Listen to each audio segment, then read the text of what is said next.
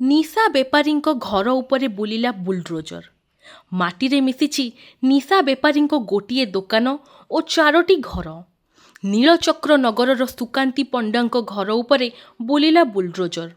ଭୁବନେଶ୍ୱର ପରେ ପୁରୀରେ ପ୍ରଥମ ଥର ପାଇଁ ପୁରୀ ପୋଲିସର ବଡ଼ ପଦକ୍ଷେପ। କିଛିଦିନ ତଳେ 200 ଗ୍ରାମ ବ୍ରାଉନ୍ ସୁଗାର ବିକ୍ରି କରି ଜେଲରେ ଅଛନ୍ତି ବ୍ରାଉନ୍ ସୁଗାର ବେପାରୀ ସୁକାନ୍ତି ପଣ୍ଡା। ପୁରୀକୁ ନିଶାମୁକ୍ତ କରିବାକୁ ପୋଲିସର ଜାରି ରହିଛି ଅପରେସନ ଚକ୍ର। ସରକାରୀ ଜାଗାରେ ଜୋର ଜବରଦସ୍ତ ଘର କରି ଚଲାଉଥିଲେ ନିଶା ବେପାରୀ ସୁକାନ୍ତି ପଣ୍ଡା। ପୁରୀ ପୋଲିସର ଅପରେସନ ଚକ୍ର ଜାରି ରହିଛି। ଏହି ପରିପ୍ରେକ୍ଷୀରେ ପୁରୀର ପ୍ରବେଶ ପଥ ଅଠରନଳା ନିକଟ ନୀଳଚକ୍ର ନଗରରେ ସରକାରୀ ଜାଗା ଜବରଦଖଲ କରି ଦୀର୍ଘ ଦିନ ହେବ ଧଳାଜହର କାରବାର କରୁଥିଲେ। ଶେଷରେ କୋର୍ଟଙ୍କ ନିର୍ଦ୍ଦେଶ ପରେ ମାଜିଷ୍ଟ୍ରେଟଙ୍କ ଉପସ୍ଥିତିରେ ଗୋଟିଏ ଦୋକାନ ସହ 4ଟି ଘର ଭଙ୍ଗାଯାଇଛି। ନିଶା ବେପାରୀଙ୍କ ଘର ଉପରେ ବୁଲିଛି ବୁଲଡୋଜର। ନିଶା ବେପାରୀଙ୍କ ବିରୁଦ୍ଧରେ ଜିରୋ ଟଲେରାନ୍ସ ନୀତି ଆପଣାଇଛି ପୁରୀ ପୋଲିସ। ନୀଳଚକ୍ର ନଗରର ବ୍ରାଉନ୍ ସୁଗାର ବେପାରୀ ସୁକାନ୍ତି ପଣ୍ଡା ନିଜ ଜ୍ୱାଇଁ ଟିକି ଖାଁଙ୍କ ସହ ମିଶି ବ୍ରାଉନ୍ ସୁଗାର ବେପାର କରୁଥିଲେ। 4ଟି ଘର ଉପରେ ଚାଲିଲା ବୁଲଡୋଜର। କିଛି ମାସ ତଳେ 200 ଗ୍ରାମ ବ୍ରାଉନ୍ ସୁଗାର ସହ ଧରାପଡ଼ିଥିଲେ ସୁକାନ୍ତି। ଆଜି ବେଆଇନ ଭାବରେ ନିର୍ମାଣ କରିଥିବା ଘର ଭଙ୍ଗାଗଲା ଏବଂ ଏହି ଅପରେସନ ଚକ୍ରର ନିଶାଡିଙ୍କ ଉପରେ ଜିରୋ ଟଲେରାନ୍ସ ନୀତି ଓ ସମସ୍ତ ଥାନାର ତାଲିକା ପ୍ରସ୍ତୁତ କରାଯାଇଛି ବୋଲି କହିଛନ୍ତି ପୁରୀ ଏସ୍ପି, ଯାହାକୁ ନେଇ ସ୍ୱାଗତ କରିଛନ୍ତି ସ୍ଥାନୀୟ ମହିଳା ଓ ବୁଦ୍ଧିଜୀବୀ। ନିଶା ବେପାରୀ ସୁକାନ୍ତି ପଣ୍ଡା 4 ଥର ବ୍ରାଉନ୍ ସୁଗାର କାରବାରରେ ଗିରଫ ପରେ ନୀଳଚକ୍ର ନଗରରେ ଥିବା 4ଟି ବେଆଇନ ଘରକୁ ଭାଙ୍ଗିଲା ପୁରୀ ପୋଲିସ। ଗତ ସେପ୍ଟେମ୍ବର ମାସରେ 200 ଗ୍ରାମ ପ୍ରାୟ 20 ଲକ୍ଷ ଟଙ୍କାର ବ୍ରାଉନ୍ ସୁଗାର ଧରିଥିଲା ସଦର ଥାନା ପୋଲିସ।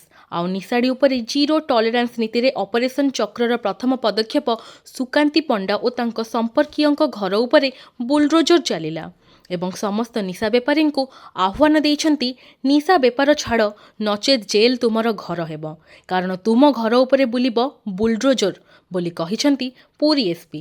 ସେପଟେ କୋର୍ଟଙ୍କ ନିର୍ଦ୍ଦେଶ ମୁତାବକ ମାଜିଷ୍ଟ୍ରେଟଙ୍କ ଉପସ୍ଥିତିରେ ଘର ଭଙ୍ଗାଗଲା ବୋଲି କହିଛନ୍ତି ଅତିରିକ୍ତ ତହସିଲଦାର। ସେପଟେ ଗୋଟିଏ ପରେ ଗୋଟିଏ ଘର ଭଙ୍ଗା ଯାଇଛି। ସୁକାନ୍ତି ପଣ୍ଡାଙ୍କ ଜ୍ୱାଇଁ ଟିକି ଖାନ୍ ବାଲି ଚୋରାଚାଲାଣଠାରୁ ଆରମ୍ଭ କରି ବ୍ରାଉନ୍ ସୁଗାର କାରବାରରେ 17ଟି କେସ୍ରେ ଗିରଫ ହୋଇ ଏବେ ଫେରାର ରହିଛି। ସ୍ଥାନୀୟ ବାସିନ୍ଦା ମହିଳାମାନେ ପୋଲିସର ପଦକ୍ଷେପକୁ ସ୍ୱାଗତ କରିଛନ୍ତି।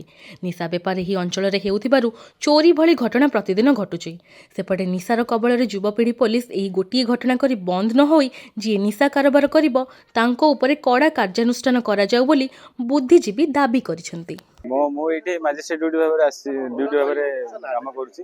ହିମାଂଶୁ ଭୂଷଣ କଲେ ଆମର ଏବେ କୋର୍ଟ ଅର୍ଡର ଅନୁସାରେ ଆମେ ଏଭିକ୍ସନ୍ ଥିଲା, ସେଇ ପ୍ରପର ନୋଟିସ୍ ସର୍ଭ କରିକିରି ଡ୍ୟୁ ପ୍ରୋସିଜରରେ ବର୍ତ୍ତମାନ ଏଭିକ୍ସନ୍ କରୁଛୁ। ଆଜି 3ଟା ଘରର ଏଭିକ୍ସନ୍ ହେଇଛି। ବର୍ତ୍ତମାନ ଜଣ ଘର ଖାଲି ଥିଲା, ଆଉ ଜଣ ଘର ଖାଲି ନଥିଲା, ତାଙ୍କୁ କହିଲା ବେଳେ ସେ ଖାଲି କରିଦେଇଛନ୍ତି। ତ ସେଇ ଖାଲି ହେଇଛି, ଏବେ ଆମେ ନେକ୍ସଟ ଘରଟା ଆମକୁ ଖାଲି ଏଭିକ୍ସନ୍ ଅର୍ଡର ଥିଲା, ଏଭିକ୍ସନ୍ କରିଦିଅନ୍ତୁ। ଏଇଟା ସରକାରୀ ଜାଗା ଥିଲା। ସେଇ ନିଶା କାରବାର ଜିନିଷଟା ସେଟା ପୋଲିସ ଅଛନ୍ତି, ଆଇଆଇସି ସାର୍ ଅଛନ୍ତି, ଏସିପି ସାର୍ କହିବେ। ବାକି ଏଇଟା ଆମର ଏଭିକ୍ସନ୍ ଅର୍ଡର। ଉମେଶ କୁମାର ଜେନା, ନୀଳଚନ୍ଦ୍ର ଘର ଟିକିମା ଗୁଣ୍ଡା ତାଙ୍କ ପରିବାରଟା ବ୍ରାଉନ୍ ସୁଗାର ବିକନ୍ତି, ସେଥିପାଇଁ ଘର ଭଙ୍ଗା ହଉଛି। ଠିକ ଭଲ ପଦକ୍ଷେପ ସରକାର ନେଇଛି। ନୂଆ ଏସ୍ପି ଠିକ କାମ କରୁଛନ୍ତି।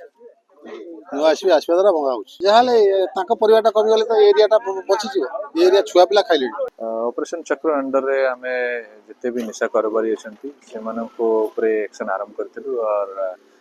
ପୁରୀ ଜିଲ୍ଲାରେ ନିଶା କାରବାରକୁ କୌଣସି ବି ଜାଗା ଦିଆଯିବ ନାହିଁ, ଏ ଇନଷ୍ଟ୍ରକ୍ସନ ସମସ୍ତଙ୍କୁ ଦିଆଯାଇଥିଲା। ସଦର ପୁଲିସ ତରଫରୁ କିଛି ଦିନ ତଳେ ଗୋଟେ ଭଲ କେସ୍ ହେଇଥିଲା। 200 ଗ୍ରାମରୁ ଉର୍ଦ୍ଧ୍ୱ ବ୍ରାଉନ୍ ସୁଗାର ଗୋଟେ ଘରୁ ସିଜ୍ ହେଇଥିଲା। ଜଣେ ମହିଳା ସେ କାରବାର ଚଲାଉଥିଲେ।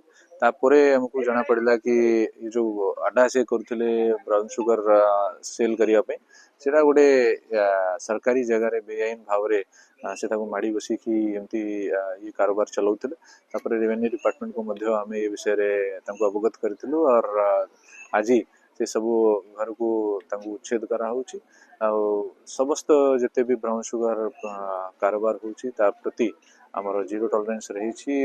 କୌଣସି ବି ପ୍ରକାରର ଏମିତି ଆକ୍ଟିଭିଟିକୁ ଆଲାଉ କରାଯିବ ନାହିଁ। ଦେଖନ୍ତୁ, ଜଣେ ମହିଳା ମେନଲି ମୁଖ୍ୟତଃ ସେ ଯେଉଁ ଇନଭଲ୍ଭ ହେଉଥିଲେ ସେ ଆଣିକି ଖୋର୍ଦ୍ଧାରୁ ସପ୍ଲାଇ କରୁଥିଲେ, ଯାହା ଆମକୁ ଇନଫର୍ମେସନ ଥିଲା। ଖୋର୍ଦ୍ଧାରୁ ସେ ଆଣିକି ସପ୍ଲାଇ କରୁଥିଲେ।